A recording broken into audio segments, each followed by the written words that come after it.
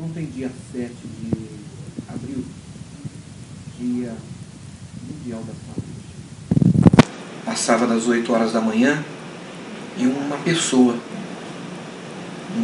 aparentemente transtornado, entra numa escola municipal em Realengo, no Rio de Janeiro, e começa a disparar. O alvo desse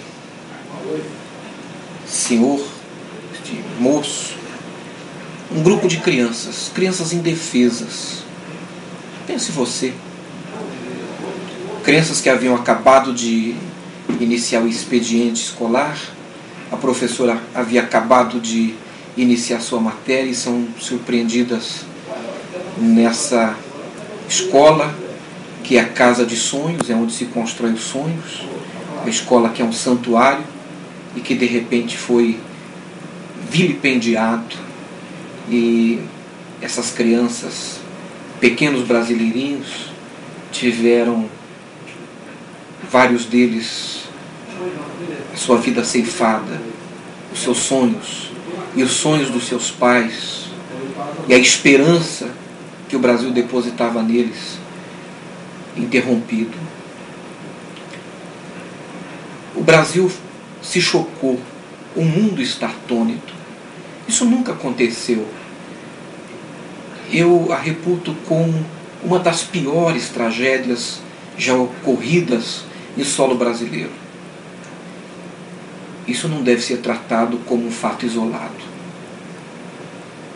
As autoridades competentes devem se debruçar sobre esse assunto com a maior preocupação, porque nós podemos estar diante de um caso de bullying escolar, e se isto assim o é, se nós imaginarmos na perspectiva de um menino que 5 anos depois de ter estudado na escola, ele sai da escola e tem uma manifestação retardada, atrasada de bullying, ele volta aos 24 anos e extravasa as suas mágoas, a sua amargura, a sua dor, provocando uma barbárie sem tamanho, desmedida. Isso em si é algo terrível e que traz o bullying para a agenda do dia, não somente do Congresso Nacional, mas do Brasil e do brasileiro. Nós aqui no Congresso Nacional estamos, na próxima semana, lançando a Frente Parlamentar de Combate ao Bullying. É um assunto sério, de saúde pública também, que deve merecer a nossa atenção e o nosso cuidado. Mas não é somente essa perspectiva que somos instigados a olhar. Não é somente nessa direção. Existem componentes nesta ação, neste fato trágico e dramático, que levantam questões. Ficam no ar perguntas que precisam ser respondidas, e eu espero que as autoridades aprofundem essa investigação com maior cuidado. Há componentes interessantes de um moço que está armado. De onde veio essa arma? Quanto custou? Quem pagou? Essa munição? Ele planejou esse crime, esse atentado com perfil de um atentado terrorista. Ele estava municiado. Quem paga por essa munição? Ele desaparece por um período de circulação e aparece com destreza e habilidade para usar essa arma e atira a queima-roupa. São 10 crianças com idade entre 9 e 14 anos, melhor, 12, que até ontem eram 10, e nós tínhamos 18 crianças feridas e algumas delas em estado grave. Agora, se formos na direção do bullying, uma coisa muito séria. Mas impressionante como existe um momento, um cenário onde se fala, onde a mídia, onde importantes veículos da comunicação no Brasil estão trazendo as denúncias sérias, graves, que trazem para nós a perspectiva de que existem líderes terroristas, pessoas ligadas ao terrorismo internacional que estão se estabelecendo no Brasil. Denúncias que dão conta de que pelo menos quatro grupos extremistas estão em atividade no Brasil. Eu quero chamar a atenção para essa preocupação. Preocupação que eu espero ver refletida no Congresso Nacional.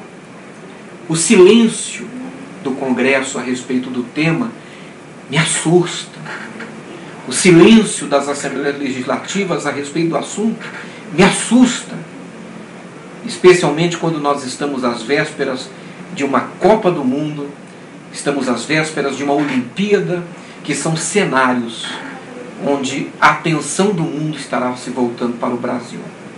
Nós temos fronteiras frágeis, nós temos, por exemplo, Angra 1 e 2, absolutamente frágeis do ponto de vista de um atentado, vulneráveis para um atentado terrorista, enfim.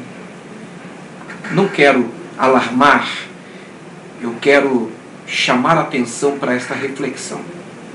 Eu quero provocar esse debate.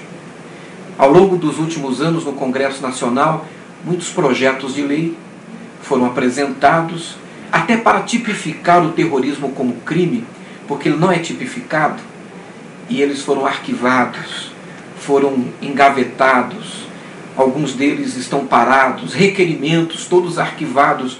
Por que o Brasil se nega a falar sobre esse assunto? Por que o governo foge desse tema? Por que esse assunto tem sempre sido tratado como um assunto do qual ninguém quer se envolver? Até então, nós não havíamos tido um momento tão dramático como esse. As opiniões que eu ouvi na última semana certamente não serão as mesmas na Câmara Federal na próxima semana. Eu quero me solidarizar com as famílias das vítimas do Rio de Janeiro, das vítimas desse bestial atentado. Não existem palavras que possam trazer o conforto e o consolo que se pretende. Só o Espírito Santo, só Deus pode confortar, pode consolar. Eu peço a Deus por essa família.